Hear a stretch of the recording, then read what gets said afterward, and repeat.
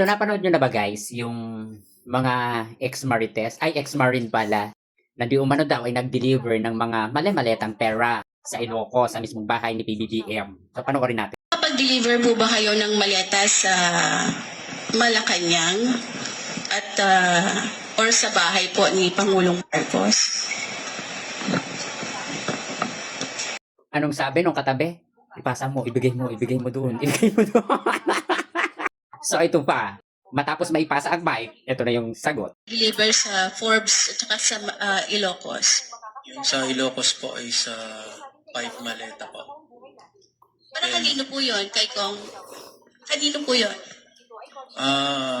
Pagkakaalam ko, O di ba palpak? Siya ang nag-deliver, siya ang magdi-deliver, hindi niya alam kung kanino i-deliver.